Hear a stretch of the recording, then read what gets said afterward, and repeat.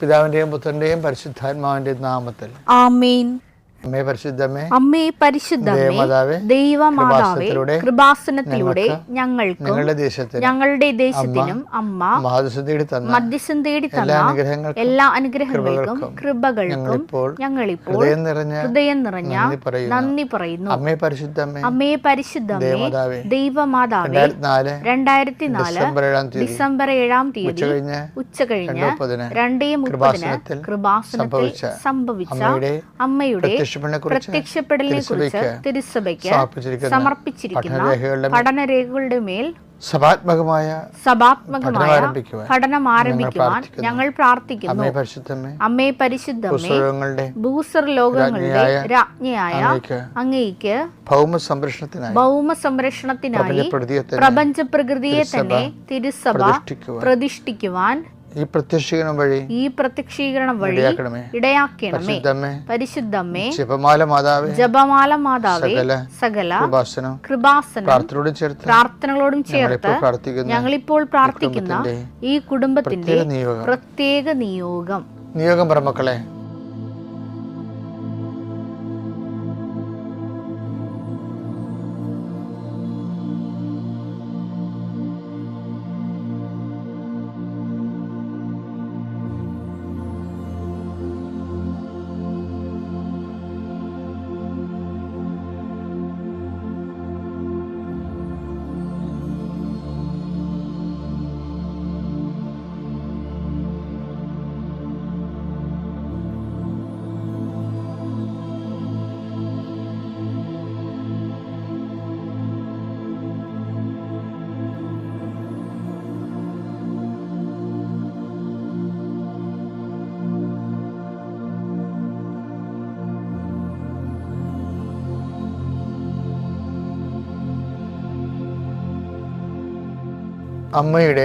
അമ്മയുടെ പ്രത്യക്ഷീകരണത്തിന്റെ ഈ അനുഗ്രഹവേളയിൽ ഞങ്ങൾക്ക് സാധിച്ചു തരുവാൻ കനിയണമേ.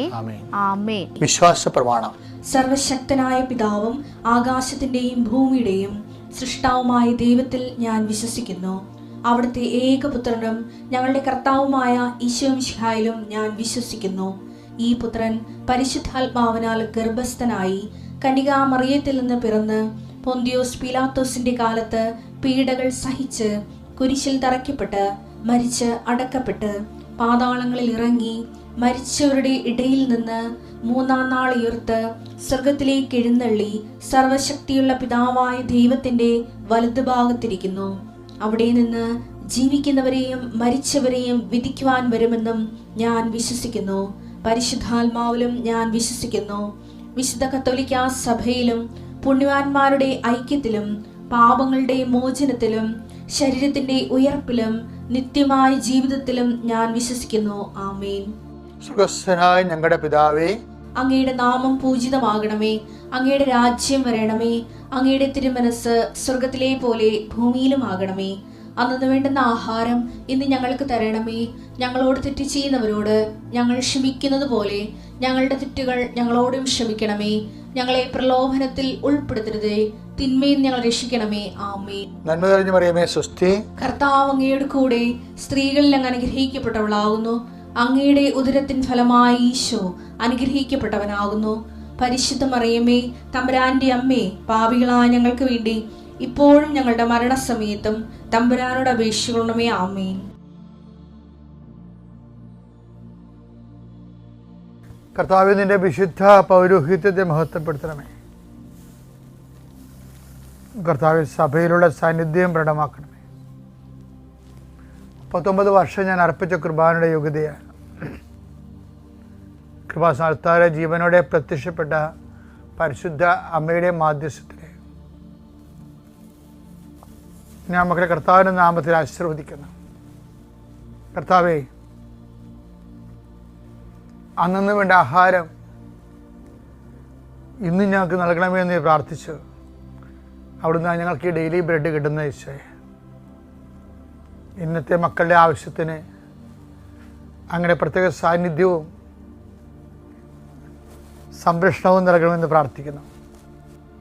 ഉച്ചമുതൽ ഉള്ളങ്കാൽ വരെ കർത്താവ് നിന്നെ വിശുദ്ധമായ രക്തത്താൽ നിന്നെ സ്പർശിക്കട്ടെ.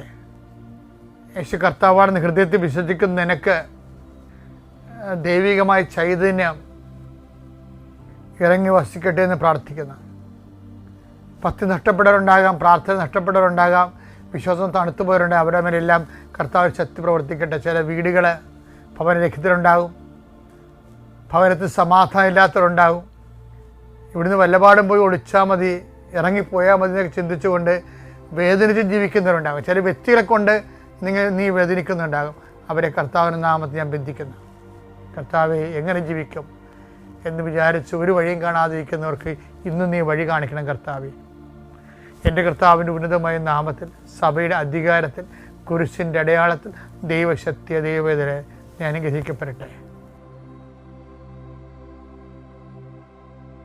ഇപ്പം ഇന്നലെ ഞാൻ പറഞ്ഞതിൻ്റെ അർത്ഥം ഇന്ന് നമുക്ക് വേറെയാണ്. സാത്താൻ്റെ വേറെ രണ്ടാമത്തെ പ്രലോഭനം എന്താ? സാത്താൻ്റെ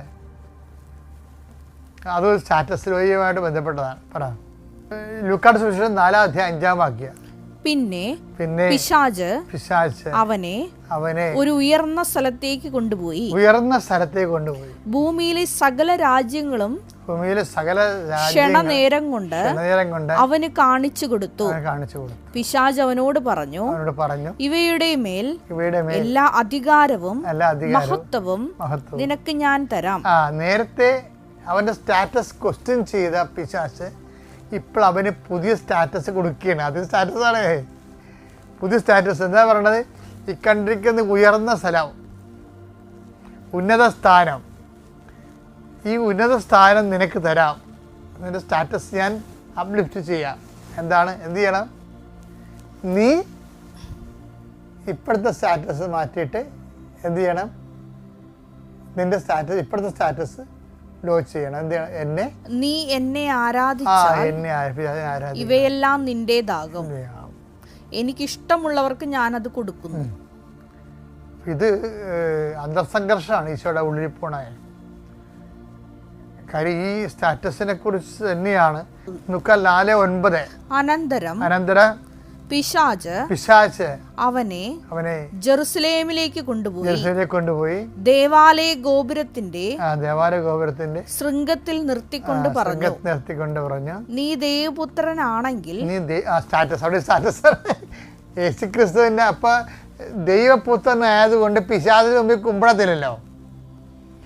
അപ്പൊ ഈശോ അത് അസർട്ടൈൻ ചെയ്യും, താൻ ദൈവപുത്രനാണെന്നുള്ളത് ആ സ്റ്റാറ്റസ് ഹോൾഡ് ചെയ്യും. അപ്പോൾ ഉടനെ എന്താ ചെയ്യണത്? പിന്നെ ദേവാലയത്തിൻ്റെ മുകളിൽ കൊണ്ടുപോകും. എന്നിട്ട് പറയും, നീ ഇപ്പോൾ ഹോൾഡ് ചെയ്യുന്നുണ്ടോ അതിൻ്റെ സ്റ്റാറ്റസ്? എന്താ അതിൻ്റെ സ്റ്റാറ്റസ്? ദൈവപുത്രൻ. അപ്പം അതിന് എന്താ പറയണത്? നീ ദൈവപുത്രനാണെങ്കിൽ ഇവിടെ നിന്ന് താഴേക്ക് ചാടുക, നിന്നെ സംരക്ഷിക്കാൻ അവൻ ദൂതന്മാരോട് കൽപ്പിക്കുമെന്നും നിന്റെ കാൽ കല്ലിൽ തട്ടാതെ അവർ നിന്നെ കൈകളിൽ താങ്ങിക്കൊള്ളുമെന്നും എഴുതപ്പെട്ടിട്ടുണ്ടല്ലോ. യേശു പറഞ്ഞു, നിന്റെ ദൈവമായ കർത്താവിനെ പരീക്ഷിക്കരുത് എന്നും പറയപ്പെട്ടിരിക്കുന്നു. അതായത് ഓരോരോ പ്രലോഭനത്തിൻ്റെ സമയങ്ങളിൽ വന്നിട്ട് എല്ലാം നിങ്ങൾ നോക്കണം. അതായത് എനിക്ക് ദൈവമായിട്ട് സഞ്ചരിച്ചപ്പോൾ എനിക്ക് മനസ്സിലായ ഒരു സത്യം എന്താണെന്നറിയാം. ദൈവമായിട്ട് നമ്മൾക്ക് എൻഗ്രേസ്ഡ് ആകാൻ വേണ്ടി, കൃപയെ ധരിക്കാൻ വേണ്ടി നമ്മളൊരു പരമ്പരാഗതമായ ഒത്തിരി മെഷീനറി ഉപയോഗിക്കുന്നുണ്ട്. അല്ലാതെ ഉപവാസം, ഓക്കെ ഗുഡ്. പ്രാർത്ഥന, ഓക്കെ ഗുഡ്. അതുപോലെ തന്നെ ദാനധർമ്മം, ഓക്കെ ഗുഡ്. അപ്പോൾ അതുപോലെ തന്നെയാണ് വിശ്വാസ കൈമാറ്റം, ഓക്കെ ഗുഡ്. പക്ഷേ വിശ്വാസ കൈമാറ്റത്തിനും ദാനധർമ്മത്തിനും മുമ്പേ ചെയ്യേണ്ട ഒരു കാര്യം എന്താണെന്ന് വെച്ച് കഴിഞ്ഞാൽ,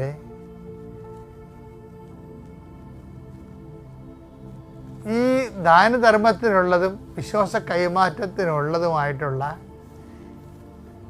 ആ കൃപ കണ്ടെയ്ൻ ചെയ്യാൻ നമ്മളെ തന്നെ കൃപയുടെ വാഹകരാക്കുന്നതാണ് ഈ സ്റ്റാറ്റസ് ലോയിങ് കൊണ്ട് ഉദ്ദേശിക്കണത് ശരിക്കും.